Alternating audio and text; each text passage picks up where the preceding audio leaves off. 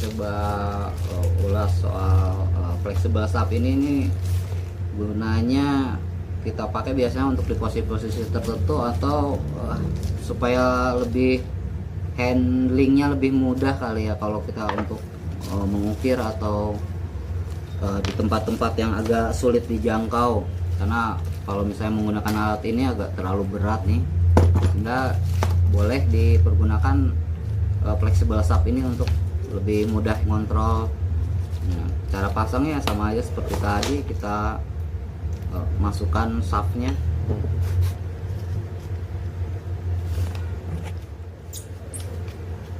Ini oh ya, lupa menerangkan tadi, ini fungsinya untuk pengunci cak supaya tidak ikut berputar pada saat dikencangkan.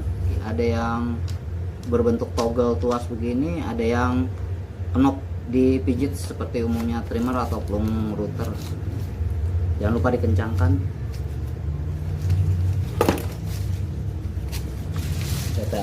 Kita tes ya. Nah, seperti itu.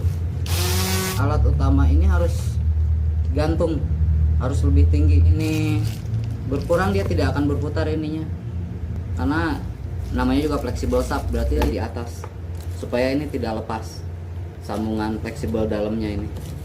Oke, kita coba.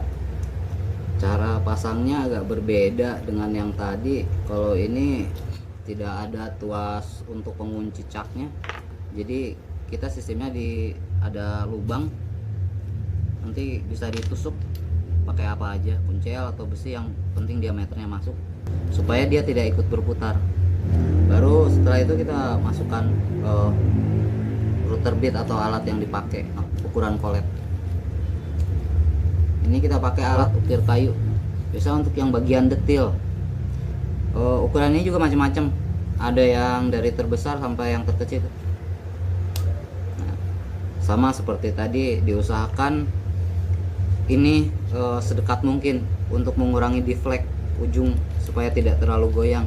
Flexible sub ini agak bagus, dia agak presisi, nggak mudah oblak. Rekomendasi lah untuk flexible subnya untuk merek Black & Decker ini. Dibanding barang-barang yang lebih murah dari ini, biasanya kelemahannya as ini agak goyang. Jadi kalau kita untuk bagian pekerjaan detail dan presisi agak sulit. Ini kita coba untuk mengukir. Kalau misalnya teman mau bikin huruf, maaf, kita pakai kayu asal ada aja, seperti inilah kira-kira.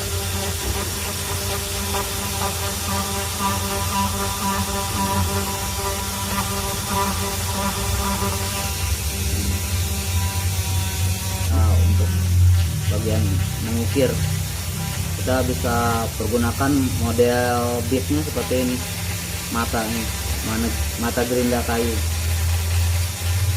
Biasanya ini berfungsi untuk detailing. Nah, biasanya untuk bagian-bagian seperti ini, untuk bikin gigi, kita menggunakan flexible sub untuk supaya handling lebih mudah. Apabila barang-barang yang kita kerjakan kecil-kecil dan butuh tenaga lebih kecil juga, supaya untuk tidak mudah lelah.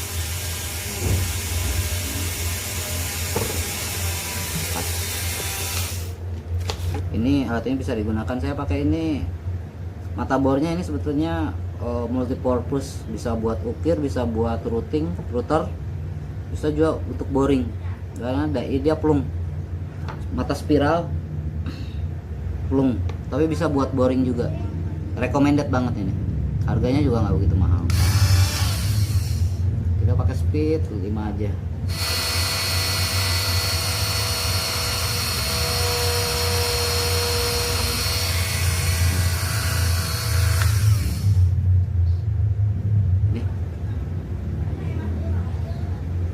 Ukuran ini macam-macam, ada dari mulai terkecil sampai dari setengah mili juga ada.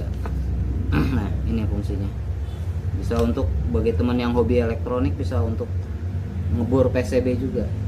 Terserah mau pakai flexible subnya, bila kalau handlingnya pingin agak ringan, atau langsung pakai alat ini, langsung dipasang di alat ini, nggak masalah. Kita next kegunaan alat mini die grinder ini ya. ini saya bikin plum base router untuk alat ini. Ini alat saya DIY bikin sendiri, soalnya kalau beli yang lokalan dan Dremel harganya lumayan, bisa dari 500.000 ke atas. Dremel mungkin bisa lebih mahal lagi, karena ya untuk kebutuhan saya rasa saya ini cukup, jadi saya coba buat sendiri. Alhamdulillah ya, lumayan presisi lah. Kita nggak bakalan bahas ini, cuman kita mau bahas fungsional ini dengan alat bantu yang lain. Ini kita fungsikan alat mini grinder ini seperti trimmer atau router yang lain ya. Saya pakai bit kecil ini yang tadi kita pakai buat bor PCB, kan sudah seperti yang sudah saya bilang. Ini alat bitnya ini multipurpose, multifungsi, bisa buat bor, bisa buat routing. Jadi contohnya kira-kira seperti ini ya. Saya kebetulan sedang garap gitar, jadi untuk pembobokan bagian inlaying gitar ini saya pergunakan alat ini, karena untuk supaya dapat tegak lurus saya akhirnya mencoba buat ini, karena beli tadi seperti yang saya bilang ini agak mahal. Alhamdulillah ini agak presisi. Jadi ya seperti inilah kira-kira caranya. Jadi ini untuk kita bikin bobok cavity untuk inlay. Kita caranya seperti ini. Biasanya kita depth cutnya nggak sekaligus dalam ini ya, kita makan dikit-dikit, paling setengah mili, antara 1 mili setengah mili tergantung diameter ini. Karena ini kecil, biasanya saya depth cut start dari per setengah mili, karena kalau untuk yang bidang luas mungkin bisa dipergunakan yang diameter agak besar, max sampai 3 mili, karena ikut sengnya aja ini 3 mili soalnya. Jadi gitu teman-teman, caranya, fungsinya seperti ini. Nah, kita bakalan bobok. Saya mohon maaf tidak bisa praktikan dari nol, tapi kira-kira seperti inilah nanti hasil ini untuk setelan naik turun itulah. Jadi kita bisa fungsikan alat ini selain untuk gerindang, ngebor, untuk cutting juga bisa. Itu tinggal kita beli alat aksesoris lain untuk beberapa kegunaan tersebut. Nah, ini yang untuk kita fungsikan sebagai plung router untuk membobok bagian inlay gitar ini. Nah, nanti hasilnya seperti ini. Nah, ini hasil setelah dibobok, nanti kita pasangkan. Itulah kira-kira.